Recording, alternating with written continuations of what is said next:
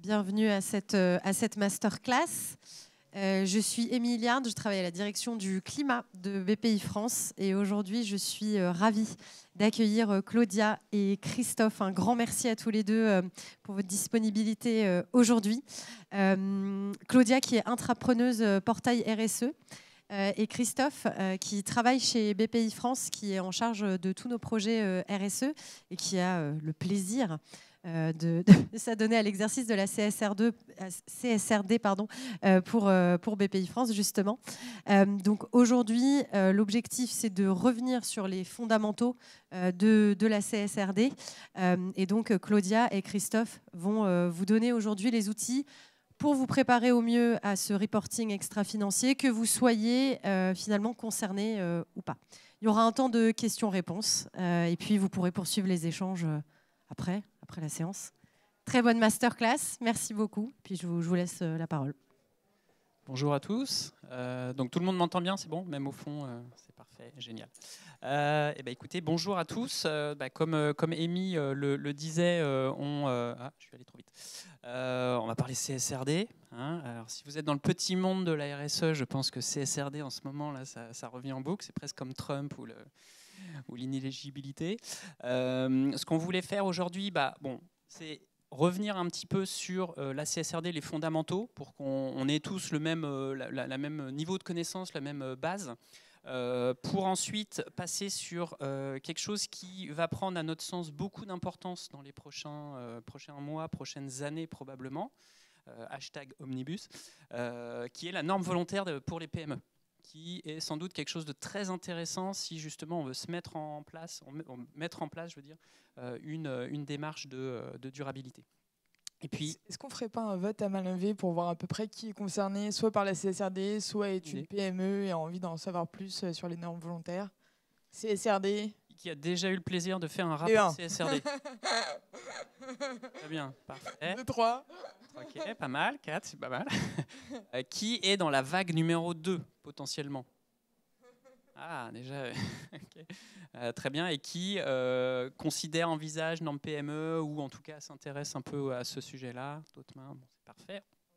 Génial. Bon, je pense qu'on va être bien servi. Alors, on a une autre masterclass en début d'après-midi, je fais un peu de pitch pour la suivante, où on va partager ce que nous, on a appris chez BPI France sur notre premier reporting. Donc, on sera assez transparent là-dessus, puis il y aura une grosse phase de questions. Bref, un peu de contexte, avec un petit rappel sur ce qu'est la CSRD à la base. C'était de venir corriger les défauts de jeunesse de la précédente réglementation qui était la NFRD en anglais, la DPEF traduit en France, la déclaration de performance extra-financière, et qui avait, comme je disais, des petits défauts de jeunesse. Et la CSRD a toujours l'ambition, de renforcer une culture de responsabilité, c'est-à-dire le sujet de la durabilité à haut niveau au sein de l'organisation, du COMEX, du conseil d'administration.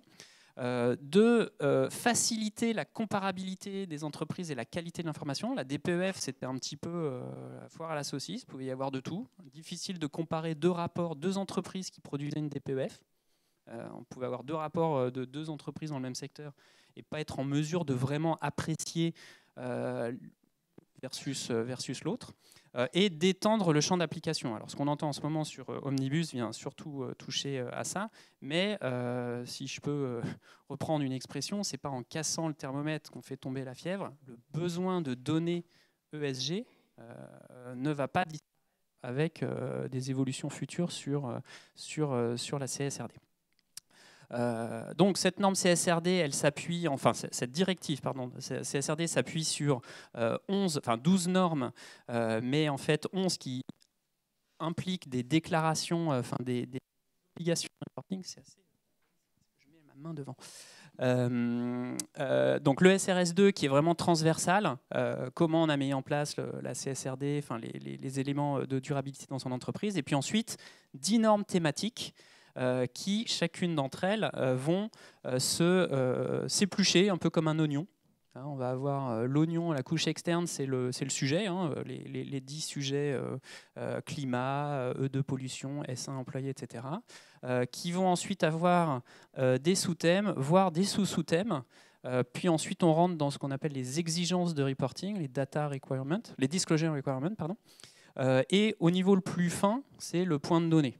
Alors souvent, on agite un petit peu le fanion du « Ah, il y a 1200 points de données dans la CSRD, vous vous rendez compte, c'est énorme ». Alors oui, c'est gros, mais l'Europe a inventé un râteau, le râteau de la double matérialité, puisque on ne va pas évidemment reporter sur tout. Si vous êtes une entreprise de services, hein, les enjeux d'eau et de ressources marines, en tout cas si vous êtes dans le conseil par exemple, ça ne va pas tellement vous impliquer, vous concerner, etc. Donc le grand râteau réglementaire, c'est la double matérialité qui vous dit en gros, dans ce rapport de durabilité, vous n'allez parler que de ce qui est réellement matériel et doublement matériel pour vous. Qu'est-ce que ça veut dire? Doublement matériel, il y a d'une part la matérialité financière, hein, c'est si un sujet environnemental ou social affecte financièrement l'entreprise, si elle génère un coût. Alors un coût ou en fait une opportunité. Hein, vous pouvez être le climat va généralement avoir un impact sur l'entreprise si par exemple vous êtes soumis à un marché du carbone ou si d'un point de vue risque vous êtes affecté par le changement climatique qui est déjà là, j'allais dire qui s'en vient, mais qui est déjà là. À l'inverse, si vous êtes une entreprise qui déploie des systèmes de dépollution, des systèmes d'énergie renouvelable, etc., ça peut être aussi une opportunité puisqu'on va vers des modes de production plus sobres. Et donc à cette matérialité financière, il va y avoir, j'allais dire à l'opposé, non, mais une matérialité d'impact qui est exactement la chose inverse, c'est-à-dire quel est l'impact de mon entreprise ou de mes activités sur la société et sur l'environnement.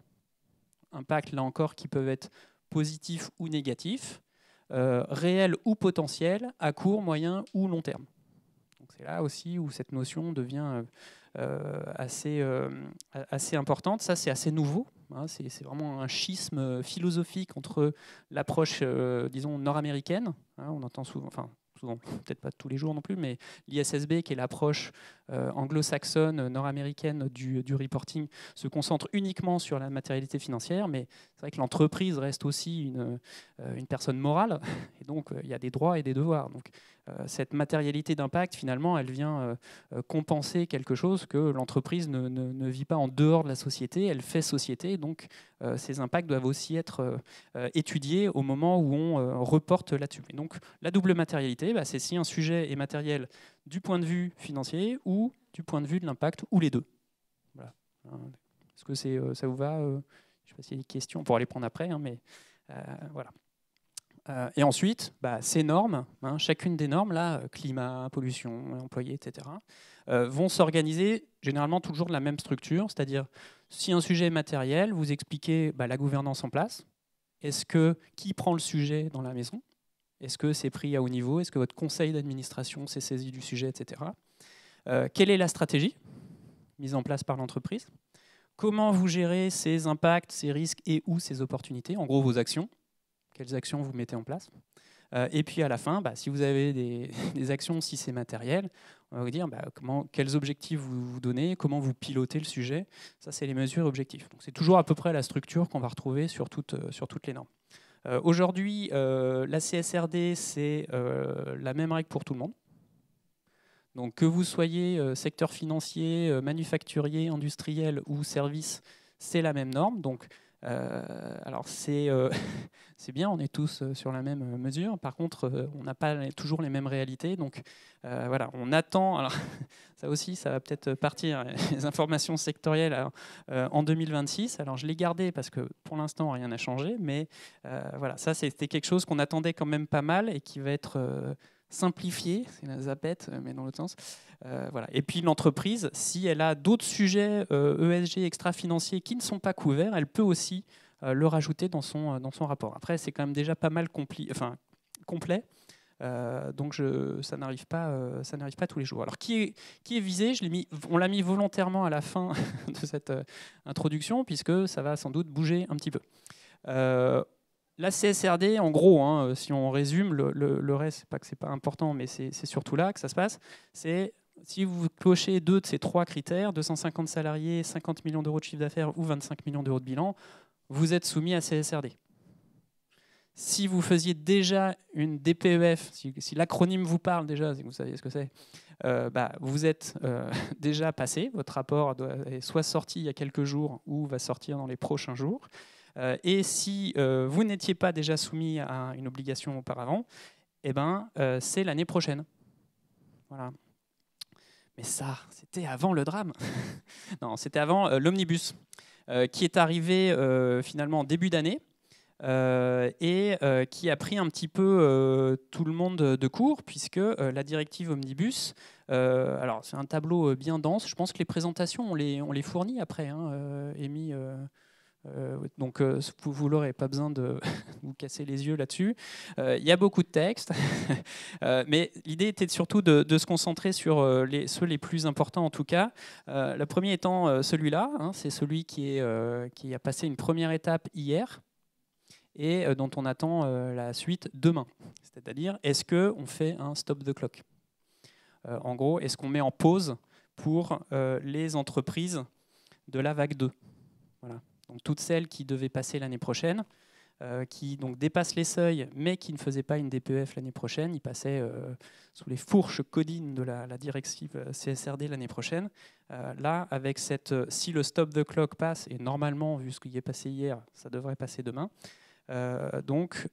toutes les entreprises vont mettre en pause pour 2 ans. Enfin, toutes celles qui n'ont pas encore reporté. Celles qui ont déjà eu la chance de faire un rapport CSRD vont continuer de le faire. Voilà, donc repoussé de 2 ans. Alors, ce qui est un peu embêtant, parce que si vous étiez vague 2 à l'heure qu'on se parle, 2 avril, je pense que vous avez déjà entamé un certain nombre de choses. Sinon, vous êtes un petit peu en retard sur la CSRD. Donc, c'est un peu un stop and go où on ne sait pas trop. Voilà. Et si ensuite le reste du paquet est à l'étude. Après, au niveau européen, ils ont quand même pas mal de sujets, donc ça risque de prendre un certain temps, d'où le stop the clock. Ils disent on pause et après on se donne le temps d'étudier les autres sujets. Et là, ça va être bataillé.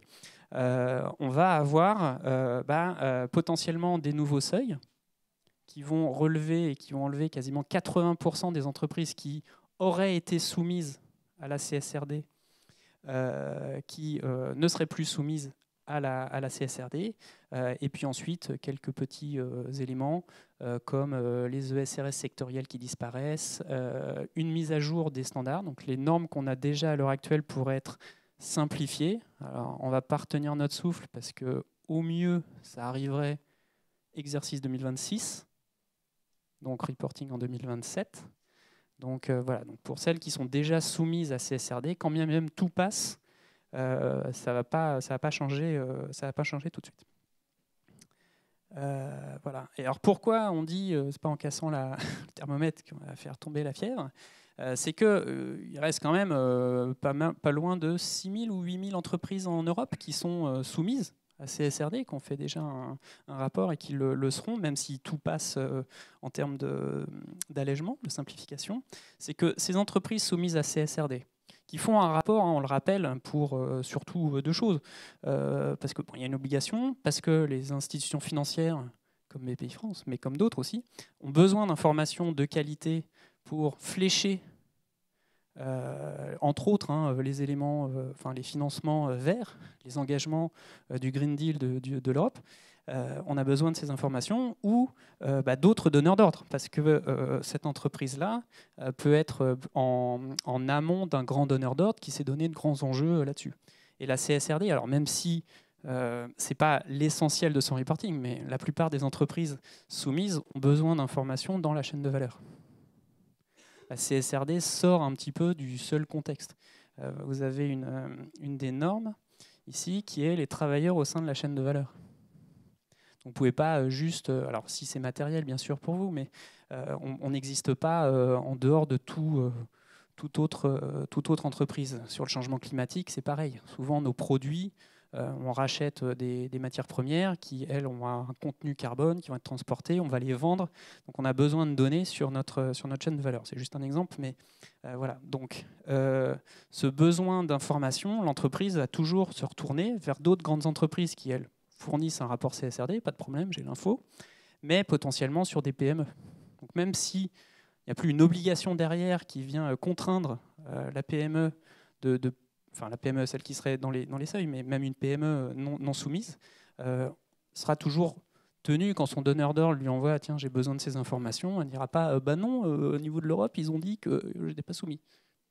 Donc c'est pour ça que on introduit un certain flou, qui pourrait être levé avec cette norme volontaire, qui est intéressante, alors qui a pas mal bougé depuis 1 an et demi qu'on s'en occupe, qu'on regarde le sujet, et qui a pour but de fournir, alors à l'époque, un cadre simplifié pour celles qui n'étaient pas soumises à CSRD.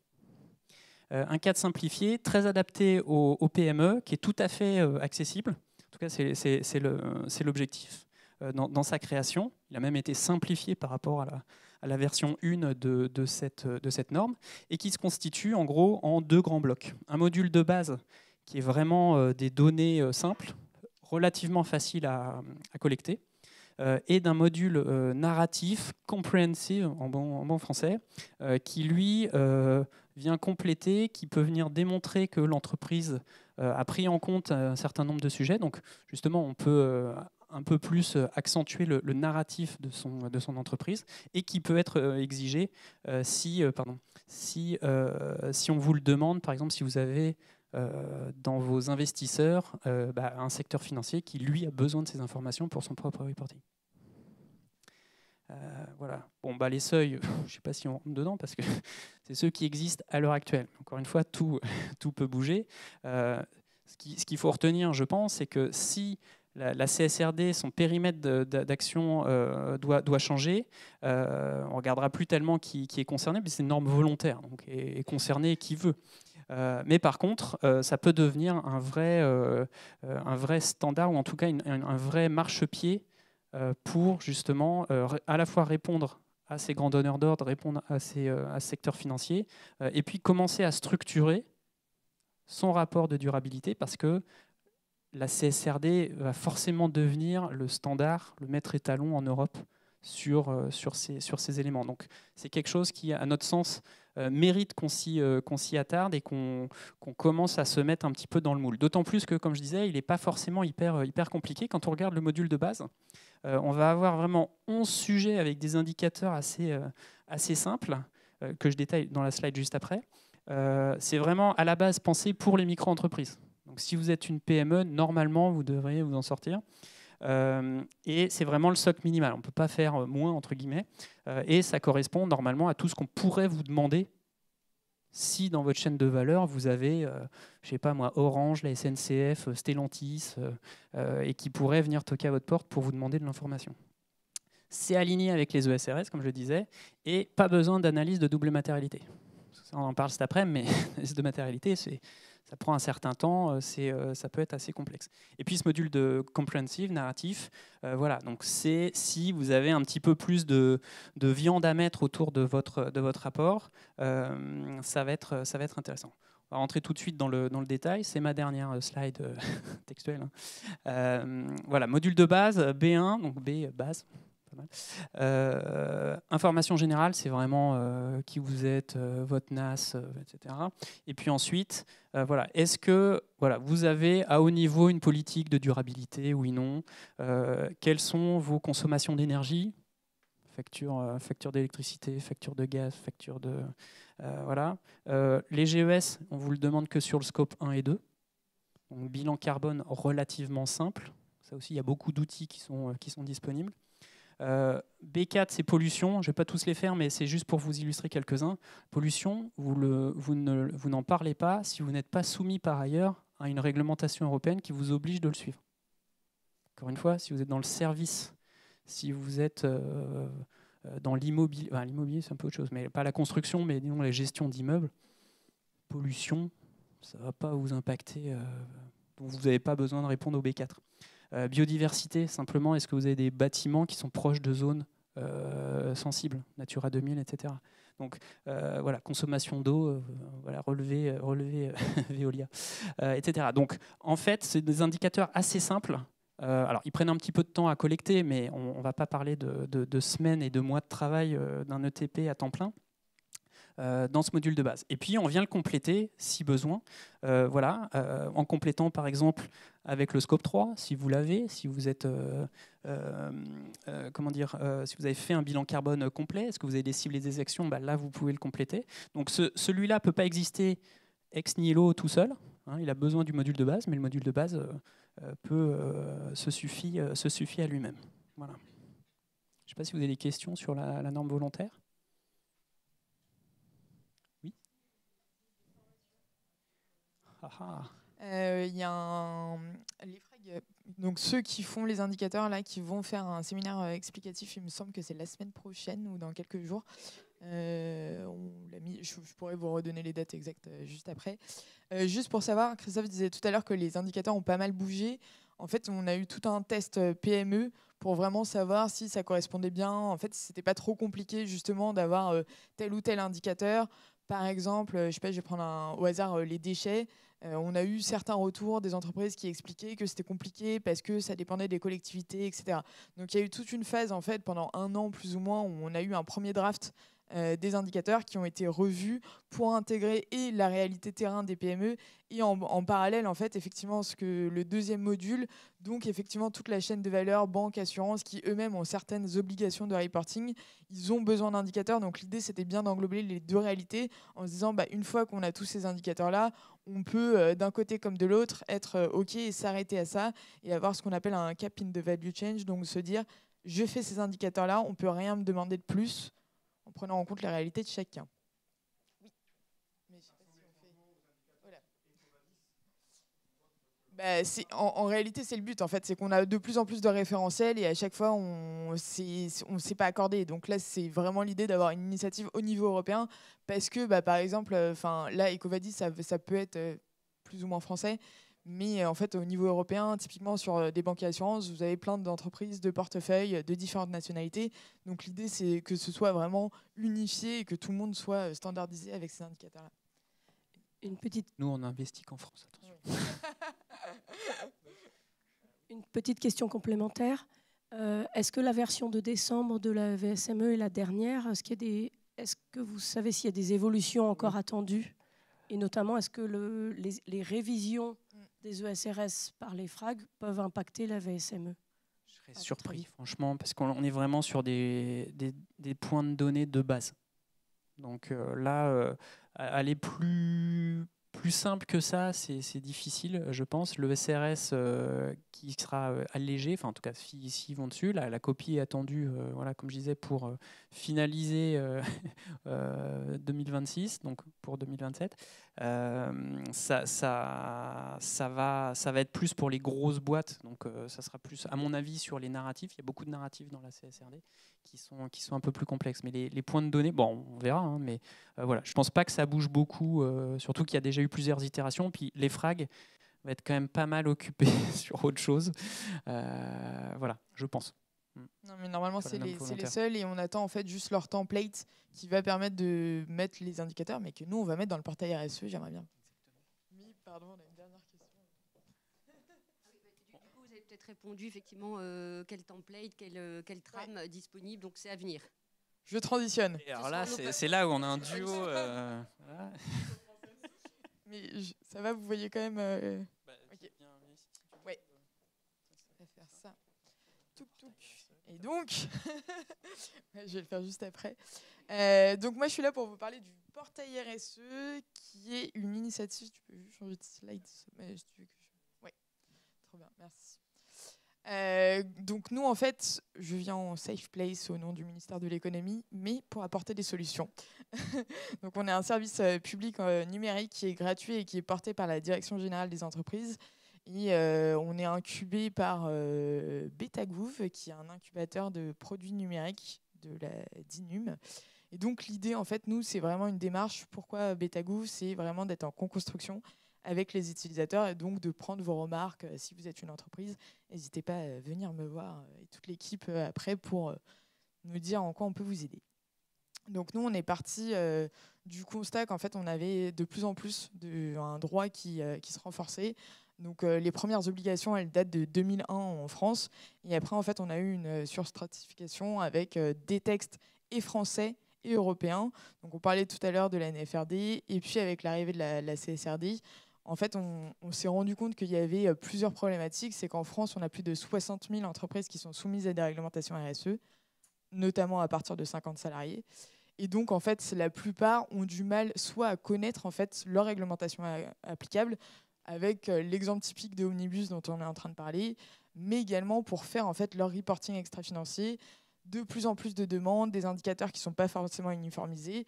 Et donc, en fait, on a voulu créer justement cette plateforme gratuite pour vous aider à y répondre. Et donc, on s'adresse en fait à tout type d'entreprise, essentiellement un focus sur les ETI, notamment de la vague 2, là, qui avait la CSRD qui est arrivée, et donc il y avait un réel besoin de soutien de la part du gouvernement, mais également les PME qui, elles, ont aussi d'autres obligations, CSRD ou pas, mais on peut effectivement s'adresser également à des grands groupes et des TPE qui souhaitent en fait savoir quels indicateurs elles peuvent utiliser pour commencer à piloter leur activité de façon durable. Et sur les collaborateurs, ça va dépendre en fait de la taille de l'entreprise, de la structure. On se rend compte que la RSE, c'est vraiment global et transverse. Donc en fait, il y a des acteurs pluriels qui font cette démarche de reporting. Donc voilà, nous, on essaye d'avoir un peu, de voir vos réalités terrain pour après faire nos développements par rapport à ça. Et donc, on a été créé, on est surtout devenu portail RSE le 25 octobre 2023. Et depuis, en fait, on a de plus en plus d'entreprises qui viennent. Donc, plus de 25 000 entreprises qui ont fait une simulation pour savoir quelle était leur réglementation applicable. Et il y a 7 000 qui ont créé un compte. Et donc, en fait, on a tout un espace, notamment sur la CSRD. Donc, on a pas mal planché là-dessus l'an dernier, pour trouver toutes les informations utiles et vous faire en fait un guide qui permettait de bien comprendre, décortiquer chacune des étapes. On s'est notamment appuyé sur la méthodologie de l'EFRAG, donc, qui est le comité européen qui a fait en fait, ces indicateurs, et de l'ANC, l'autorité des normes comptables, qui faisait la déclinaison en France de la CSRD. Voilà, donc nous, notre objectif, c'est vraiment de créer un chemin unique pour connaître et répondre à ces obligations RSE, avec d'abord informer, effectivement, donc soit grâce à des fiches un peu pédagogiques qui vous répondent à toutes les grandes questions que vous pouvez avoir, piloter, donc soit en faisant directement sur le portail RSE s'il n'y a pas de plateforme étatique qui existait, soit en étant redirigé, typiquement quand c'est le cas pour EGAPRO, donc l'annexe des qualités professionnelles, ou le bilan de gaz à effet de serre, où en fait on a déjà des applications où on doit répondre, et dans ce cas-là on fait le renvoi, d'où ce chemin un peu unique.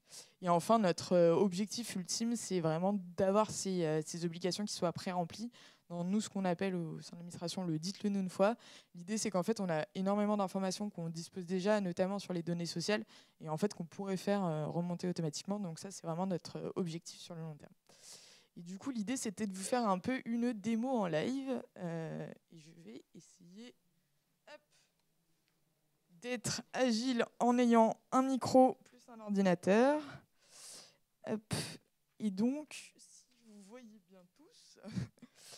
donc voilà, là on est directement sur le site, donc vous pouvez y accéder, c'est ouvert à tous. Là on a vraiment les 3 étapes. Donc la première, c'est un espace de simulation où en fait à l'aide de son numéro sirène, on peut voir si on est assujetti ou pas à 9 réglementations RSE. On a ensuite des petites fiches pédagogiques qui explicitent un peu les grandes questions, donc je vais vous montrer jusqu'après. Puis la partie table de bord. Donc une fois qu'on a créé son compte et qu'on sait vraiment à quoi on est assujetti, on peut après avoir toutes les étapes pour se mettre en conformité. On a vraiment fait un espace dédié sur la CSRD. On a une petite vidéo explicative. Donc ça aussi intéressant si jamais vous voulez en parler au sein de votre entreprise. C'est vraiment l'idée de répondre avec 2 minutes les grandes questions en étant le plus pédagogue possible. On a une FAQ pour répondre à toutes vos questions et on redéfinit la RSE. Je vais faire un petit focus CSRD, vu que c'est un peu les questions du moment. À savoir qu'on a déjà une page où on essaye d'avoir tous les rapports de durabilité, de les recenser, donc je vous montrerai juste après. Mais on a vraiment 3 étapes. Donc la première, c'est un peu la fiche pédagogique, puis le guide, et puis après d'aller dans son tableau de bord pour commencer avec des actions concrètes. Ensuite, on fait de plus en plus d'articles pour essayer de décrypter un peu tout ça. Typiquement sur les VSMI. Donc là, on vous explicite c'est quoi les VSMI. On vous fait également des renvois en fait vers toutes les présentations qu'ils peuvent avoir, les vrais communiqués, les indicateurs également. Et les FRAG aussi, on avait la question, ils ont mis en place des vidéos pédagogiques qui sont également traduites, mais par une IA, avec un accent québécois, donc ça peut être un peu rigolo de temps en temps, mais voilà. Donc voilà, et on a plein d'articles un peu de ce type-là. On en a également sur un spécialisé sur l'omnibus qu'on va devoir mettre à jour du coup bientôt. Donc voilà, vous pouvez répondre à toutes vos questions. Et donc, si je vous montre la fiche pédagogique, donc, elle a à peu près cette tête-là. Donc l'idée, c'est de savoir c'est quoi la fréquence, l'objectif, les destinataires, etc. On voulait vraiment vous faire quelque chose de clé en main.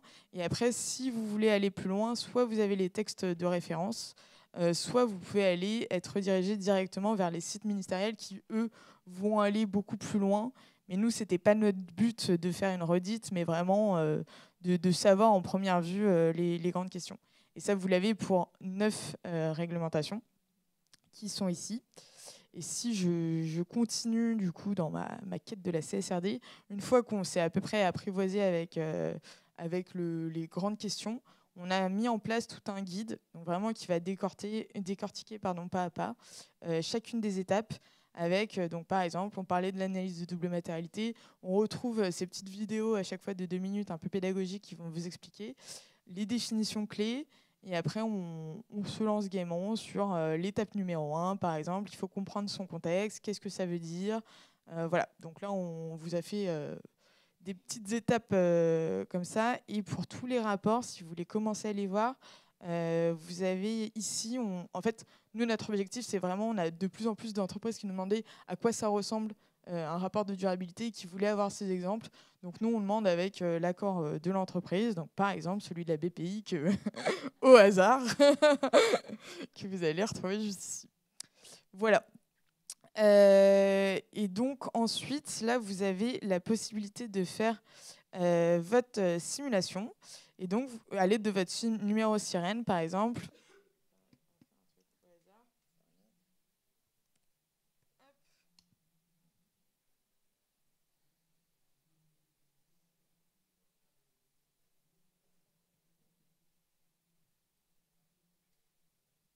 donc là, vous mettez votre numéro sirène et en fait, toujours dans cette logique-là de dites-le une fois, on prend les effectifs, le chiffre d'affaires. Donc là, typiquement, BPI est un groupe et du coup, on le sait automatiquement. Si ce n'était pas un groupe, il n'y aurait pas tous ces critères que vous voyez juste en dessous. Et donc, je vais faire une simulation. Hop. Donc là, l'idée, c'est vraiment d'avoir en 3 clics un peu une première idée. Et on se rend compte que, surprise, BPI France est soumis à 9 réglementations extra-financières. Bon courage à eux. Mais si on change les critères, voilà, l'idée, c'est vraiment de s'adapter et se dire, bon, bah, par exemple, si je leur mets 0 partout, oups, je vais cliquer sur côté. Là, ça s'ajuste et donc, il n'aurait plus de réglementation. Hein. Ok, réponds. Voilà. Et une fois qu'on a fait ça, il faut savoir que là, c'est vraiment une première vision. Donc après, il faut aller remplir en fait des critères un peu plus approfondis qui vous permettront d'avoir une meilleure vision. Et on vous explicite ensuite, une fois que vous avez configuré votre compte, le pourquoi vous êtes soumis à telle ou telle réglementation. Il faut savoir qu'en fait, nous, ça se rend peut-être pas forcément compte sur la simulation, mais on a rajouté en fait au fur et à mesure des réglementations. Et en fait, il y a des petites nuances à chaque fois, par exemple sur la définition de l'effectif, qui ne va pas se calculer de la même façon. Donc c'est pour ça qu'en fait, on a fait cet espace-là. Et donc là, on vous explicite si vous avez des questions de pourquoi vous êtes soumis à telle ou telle réglementation. Et on prend pareil automatiquement le statut. Donc sur l'index égalité professionnelle qui devait être à jour le 1er mars, ça a bien été fait par la BPI. Et sur le bilan de gaz à effet de serre qui pareil doit être publié sur la plateforme de BGS. C'est ça dont je parlais là, le fait d'avoir des renvois directement, donc on peut se rendre compte directement. Et ensuite, on a pris toute la BDESE, la base de données économiques, sociales et environnementales, qui est une des plus grosses réglementations avec pas mal d'indicateurs. On les a pris, donc vous pouvez les compléter juste ici. Ça, c'est à partir de 50 salariés. Notre idée était vraiment de se dire, on commence par la BDESE. Si on ne sait pas par quoi commencer en termes de reporting, c'est une première étape. Et là, vous avez tous les indicateurs qui découlent du décret. Et sur la CSRD, donc pareil, même si on a mis en place un peu toutes les étapes. Donc là, l'idée est vraiment d'aller dans du pilotage et d'arrêter sur juste de l'informationnel. Vous donnez les clés pour pouvoir le faire de façon autonome. On fait des renvois après à notre guide pour bien comprendre chacune des étapes. Et donc, par exemple, sur l'analyse de double matérialité, vous pouvez commencer par sélectionner vous-même vos enjeux, en ajouter des plus personnalisés. Et ensuite, vous avez une sorte de petit panier où donc là, ce sera vos enjeux analysés. Vous pourrez ensuite marquer s'ils sont matériels ou pas matériels une fois que vous aurez fait votre analyse de double matérialité, donc à l'extérieur du portail, à l'aide de vos parties prenantes. Une fois que cette étape est réalisée, on vous permet en fait de collecter directement vos données en fonction des résultats que vous avez mis juste avant, avec les exigences de publication qui sont matérielles ou non matérielles. Donc là, vous pouvez aller juste ici pour les télécharger. Et là, c'est la breaking news un peu de cette semaine. On a mis en place une IA.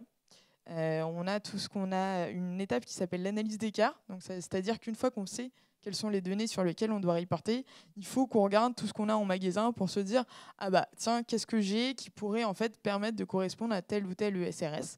Et donc en fait là vous allez prendre vos documents publics, vous pouvez lancer directement l'analyse. Donc une fois que vous uploadez votre fichier, là vous le lancez ici. Donc il y aura un petit temps de moulinette. Vous aurez un mail une fois que c'est fait et ensuite vous arrivez directement sur les résultats de l'analyse. Donc là par exemple on a eu un document qui a été analysé, l'IA a extrait 2400 phrases et détecté qu'il y avait plus de 10 ESRS qui étaient compatibles et on vous permet en fait de télécharger directement la synthèse puis de les télécharger également par chaque ESRS parce que suivant effectivement qui a la charge ou où est-ce que vous en êtes dans votre reporting, vous n'allez pas le faire au même moment nécessairement. Et une fois que tout ça c'est fini, il n'y a plus qu'à publier et terminer. Donc voilà à peu près tout ce qu'on propose à date en tout cas. En termes de prochaines fonctionnalités, check.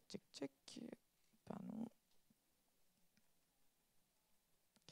Nous, notre idée, c'est vraiment ensuite de continuer sur les VSMI et donc d'avoir un peu un espace pareil comme sur les indicateurs. Là, l'idée, c'est vraiment de pouvoir compléter directement sur le portail ces indicateurs. On redisait pourquoi c'était important, mais vraiment de vous donner en fait des premières étapes et d'avoir des outils gratuits où vous pouvez vous mettre, volontairement bien sûr, mais remplir ces indicateurs-là. Également, on est en train de mettre en place une aide pour l'analyse de double matérialité. Nous, c'était en fait un pan qui manquait. Comme je vous ai dit, la consultation, elle se fait en externe. En fait, on a pas mal de guides qui explicitent, que ce soit pareil, les FRAG qui donnaient toute une méthodologie. L'idée, c'est de pouvoir en fait, vous donner les clés pour faire ça de façon autonome et de vous donner un peu des outils de pilotage. À savoir que même si vous n'êtes pas soumis à la CSRD et que vous n'avez pas besoin de faire l'analyse de double matérialité, ça reste quand même un élément qui est intéressant pour comprendre où est-ce qu'on en est, pour bien engager aussi votre codir et de comprendre. En fait, c'est un outil vraiment stratégique. Enfin, on avait eu le cas d'études d'une entreprise, par exemple, qui avait ses fournisseurs en Hauts-de-France. Et donc, avec toutes les catastrophes qui s'étaient passées l'année dernière, du coup, en fait, ça lui a permis de réinternaliser en fait, ces éléments-là dans sa vision stratégique et de mieux embarquer également et de mieux anticiper tous les risques de durabilité qui adviennent. Voilà. Et donc, je pense qu'on va passer aux questions-réponses. Oui. Est-ce que si on n'est pas concerné, qu'on n'est pas acteur dans le fait de remplir toutes ces informations, mais qu'on veut se documenter, est-ce qu'on peut faire la simulation sans que... Tout ça, tout ce que je vous ai montré, il n'y a pas besoin. La simulation, complète en tout cas, et accéder au tableau de bord, ça vous pouvez le faire et par exemple paramétrer un compte pour une entreprise, mais tout est en accès gratuit. Il y a vraiment toute la partie informationnelle. En fait, on a vraiment voulu le laisser en libre accès. L'idée étant vraiment que vous puissiez le faire de façon autonome. Et sinon, c'est. Oui, bien sûr. Ouais, vous pouvez y accéder et lire. On va pas. Alors je pense que ça communique pas par contre au ministère, vous faites pas une déclaration en fait, ça reste à vous. Voilà. Pardon, élément important aussi, nous on regarde aucune information qui est donnée, c'est pas une plateforme déclarative. Ce qui peut être le cas pour le BGS par exemple et les GAPRO. Là, on a une obligation légale. Nous, vraiment, ce qu'on fait, c'est de l'aide. On ne va pas regarder. Et typiquement, on parlait de contrôle URSAF à la masterclass d'avant. Il n'y aura pas tout ça. Ça reste vos propres informations et vous pouvez marquer n'importe quoi en mettant que vous avez 3 salariés. C'est juste pour vous donner de l'information. Ce qui se passe sur le portail RSE reste sur le portail RSE. Comme Las Vegas. Je ne sais pas s'il y a d'autres... Bonjour, merci pour vos éclaircissements. Question très pragmatique, si je suis dirigeante d'une PME, quelles ressources utiliser pour mettre en place cette norme VSME? Donc, de quelles compétences j'ai besoin? Alors, j'imagine que ça va dépendre de la taille et de la complexité de l'entreprise, mais quel temps en termes de TP ça nécessite? Et enfin, quelles sollicitations d'autres collaborateurs en interne, que ce soit Codir ou reste des collaborateurs? Merci beaucoup. Alors, je pense que alors il y a plein de choses, hein, c'est ça qui est bien. Je pense que le portail RSE va être une source première pour se renseigner sur la vie SMI, parce qu'ils ont fait tout le travail de le mettre en français. Moi ce qu'on a montré, là, les diapositives tout à l'heure, c'est traduit de la norme qui est en anglais. Donc, tout ce qui vient de l'EFRAG est en anglais. Donc là, vous avez fait un gros travail là-dessus. Ensuite, il y a des ressources. Alors, je vais parler de BPI France d'autres aspects. Enfin, vous êtes à jour en plus, donc là, il y a moyen de. Si vous avez besoin de vous former, il y a, outre sur la RSE de manière générale, vous ou vos collaborateurs, vous avez BPI France Université. Plus de 500 modules de formation. Il y en a plus d'une centaine qui sont sur des sujets RSE. Donc, pour se former soi-même ou ses collaborateurs, ça peut être une source super intéressante. Ensuite, s'il y a besoin d'aide concrète dans l'entreprise, il y a ce qu'on appelle des VTE verts, donc volontariat territorial en entreprise, qui est une aide. Alors c'est BPI France aussi qui l'administre, mais c'est une subvention de l'État qui va jusqu'à 8 000 € pour prendre un jeune diplômé en alternance ou en CDD ou en CDI pour justement travailler sur un sujet de durabilité. Donc clairement, mettre en place une VSME dans une entreprise peut être subventionné via ce VTE vert. Oui, tout à fait. De compétences, alors vous ne prenez pas un CAP mécanique, vous prenez quelqu'un qui sort d'une école qui a travaillé là-dessus en master RSE. Il y en a beaucoup. Là, la semaine dernière, il y avait Talent for the Planet en région parisienne où on a reçu des centaines et des centaines de CV. Donc il y a beaucoup d'écoles qui intègrent des modules là-dedans.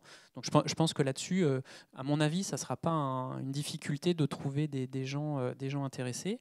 Donc ça, c'était sur les formations, etc. Après, il y a beaucoup d'accompagnement, puisque c'est vrai qu'on insiste beaucoup sur ces normes de reporting, mais en général, on essaye de reporter quelque chose qu'on a fait. Et donc, vous avez aussi, entre autres chez BPI France, mais beaucoup d'accompagnement, de dispositifs d'accompagnement subventionnés. Des DIAC décarbonation. C'est un bilan carbone qui est subventionné par l'ADEME. BPI France agit en tant que guichet unique. On ne fait pas d'argent sur ces DIAC, mais on vous met en relation avec un cabinet de conseil qui est agréé ADEME, qui vous fait le bilan carbone. Vous payez que le reste à charge et ça s'occupe en arrière-plan. Donc il y a ça sur le bilan carbone, sur la biodiversité, sur l'adaptation, sur l'éco-conception.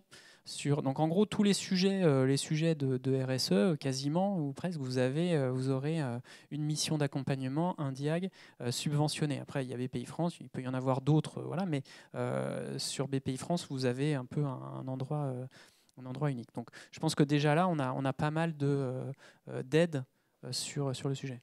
Il y a une autre start-up d'État pour le coup qui s'appelle Mission de transition écologique des entreprises qui fait le catalogue de toutes les aides qui existent, parce qu'en fait on en a à la BPI, on en a chez les CCI et c'est différent en fonction des territoires. Donc là ça vous permet de scanner tout ce dont vous avez droit. Et sur la question des juniors, pas juniors, ça se pose quand même beaucoup. Et en fait il faut savoir que c'est tout frais pour tout le monde. Et donc la CSRD, il n'y avait pas avant 2 ans, personne n'est réellement expert, enfin ça commence à monter. Et typiquement les VSMI, on en parlait, c'est sorti en décembre. Donc il n'y a pas encore de bonne méthodologie, de bonnes personnes qui est sachant et qui va vous dire si c'est comme ça qu'il faut faire. c'est pas forcément vrai. Il y a des logiques qui sont de reporting qu'on peut avoir. La première étape, c'est effectivement de se former sur le sujet, de faire un peu le catalogue. Donc j'en parlais avec Lia, mais qu'est-ce que j'ai en stock et en fait qu'est-ce qui va me manquer après pour après suivre une trajectoire. Mais l'idée, c'est pas de rester dans une logique purement de reporting, mais d'être vraiment dans le passage à l'action. Et une fois qu'on a fait le constat, qu'est-ce qu'on peut faire pour améliorer après cette direction.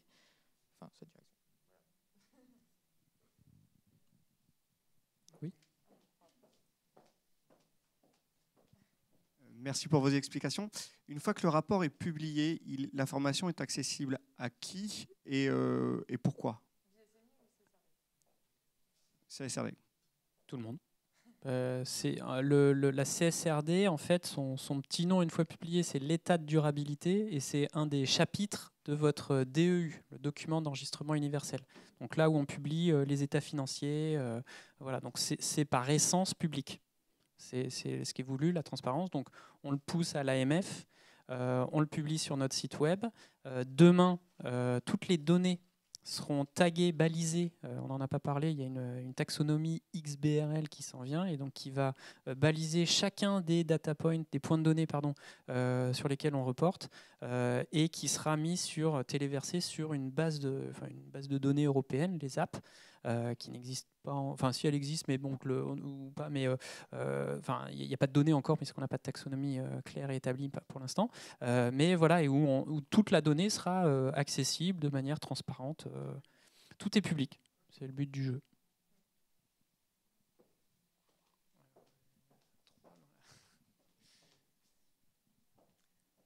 Merci. La VSME, c'est donc un outil de reporting sur combien d'années en fait? C'est sur l'année en cours. Donc après, il va y avoir. C'est par exercice. Donc en fonction de quand vous clôturez l'exercice comptable, en général, on se met sur cette même chose. Après, sur la VSMI, c'est sans doute moins normé que la CSRD en tant que telle, mais vous le faites sur une année 2024, sur un exercice. Il n'y a pas 3 années antérieures, par exemple? Non, pas en tout cas, CSRD, ça commence en 2024. Si vous avez des données antérieures sur les nouveaux points de données, vous pouvez les mettre, mais techniquement, on vous les demande qu'à partir de 2024. Et puis après, chaque année, il faut mettre l'historique sur au moins 3 ans. Oui. Et comment je peux savoir si je suis concernée en tant que groupe, si chaque entreprise a son propre sirène et les groupes dans les sirènes ne reflètent pas les totales de chiffre d'affaires? Alors, très bonne question de ça. Je pense c'est au niveau de la plus haute entité consolidante des états des comptes. Donc, si vous êtes dans un groupe, mais que chacun fait ses états financiers, normalement, c'est à ce niveau-là. Mais si c'est consolidé au niveau du groupe, dans ce cas-là, c'est à ce niveau-là que ça se fait. Donc, après, le test CSRD se fait. Il y avait une petite nuance en fonction du nombre d'effectifs et du montant du chiffre d'affaires. Et donc, il y avait certaines ETI qui devaient faire quand même leur rapport de durabilité, même si l'entreprise consolidée le faisait. Il y a une notice de la Direction générale du Trésor. Donc, c'est eux qui ont fait vraiment la transposition de la CSRD. Nous, on l'a recensé aussi sur notre fiche pédagogique. Donc là, vous pouvez avoir accès. Il y a bien marqué en fait dans quel cadre, quelle entreprise doit faire son rapport de durabilité ou pas, et comment on fait le calcul à chaque fois de son chiffre d'affaires, son bilan ou son effectif. Okay. Donc, il peut voir, il y a une possibilité qu'une des entreprises soit concernée et les autres pas, si c'est dans un groupe pas consolidé? Oui. Oui, clairement. Il ne peut y avoir qu'une seule filiale qui déclenche le reporting, mais par contre, l'entité consolidante va devoir faire un reporting. Et donc, possiblement, récupérer de l'info au global. Voilà. Il y avait une autre question, Amy. Puis encore une autre. Merci. Moi, je voulais vous poser une question par rapport à vous, le fait que vous avez déjà entrepris la CSRD du coup pour la BPI. Et en vacances après-demain. Et du coup, ma question, c'était de savoir un peu votre retour d'expérience et surtout, est-ce que vous pensez que c'est vraiment un levier d'action et d'engagement pour l'entreprise C'est génial. Ce n'est pas, je vous assure que ce n'était pas organisé. Donc, il y a une masterclass à 14h ici. où on va exactement parler de ça. Enfin, je vais très humblement expliquer comment on a fait, tout le process, le bilan qu'on en tire, ce qu'on aurait pu améliorer et comment on se prépare pour l'année prochaine. Donc et de manière très transparente. Enfin, vous avez vu, on ne fait pas trop de langue de bois, donc ce sera vraiment ça. Concrètement, en 2 mots, oui, exercice positif, ça a vraiment propulsé le sujet. BPI France, Banque du Climat, on n'était pas à mettre ça sous le tapis, mais ça a vraiment permis de diffuser ça très largement, de débloquer des ressources, des moyens, une supervision de la haute direction, du conseil d'administration. Enfin, les sujets ont beaucoup plus diffusé dans l'entreprise là-dessus. Après, c'est aussi un work in progress. Là, ça va s'étaler sur plusieurs années. On ne prétend absolument pas être parfait année 1, même si ça fait longtemps qu'on fait des DPEF, mais c'est très structurant comme directive. Tout à fait. Alors, monsieur avait levé la main avant. Merci. Alors, actuellement, je suis en Master 1 en Management du développement durable. Et j'avoue que je suis un peu confus entre le rapport CSRD et le rapport annuel RSE. Le rapport annuel RSE, alors si je comprends bien, il n'y a aucune obligation réglementaire sur un rapport de développement durable qui est avant tout un exercice de communication, si je peux dire. La CSRD découle d'une obligation réglementaire européenne transposée en droit national déjà. Donc c'est vraiment un qui est obligatoire, l'autre qui est volontaire.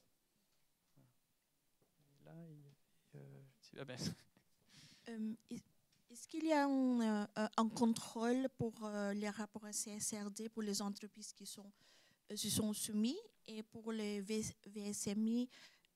Si on le fait, est-ce qu'il y a un moyen d'avoir un retour si on l'a bien fait ou c'est incomplet ou quelque chose comme ça pour améliorer justement comment on va faire l'année prochaine? C'est une bonne question. Alors, le rapport CSRD est audité par un commissaire aux comptes, donc avec un niveau d'assurance limité. Donc oui, on va vous dire si c'est bien fait.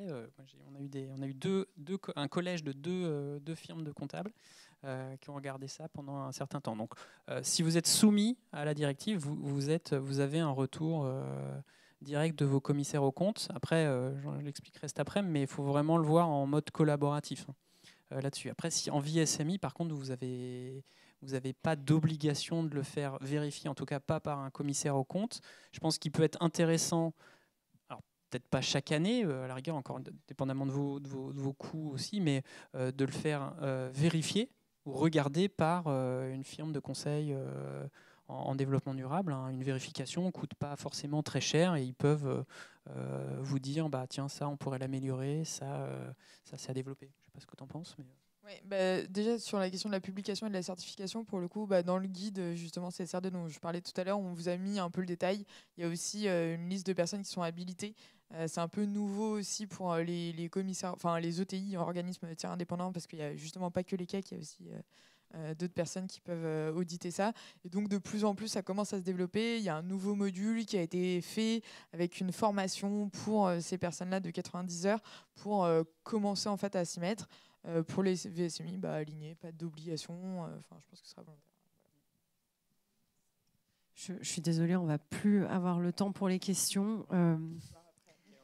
Mais je vous propose de poursuivre les échanges juste après, puisqu'on a une autre masterclass qui arrive. Je suis désolée si je génère un peu de frustration. Un grand merci à nos 2 intervenants et merci à vous. Merci à vous et revenez cet après-midi.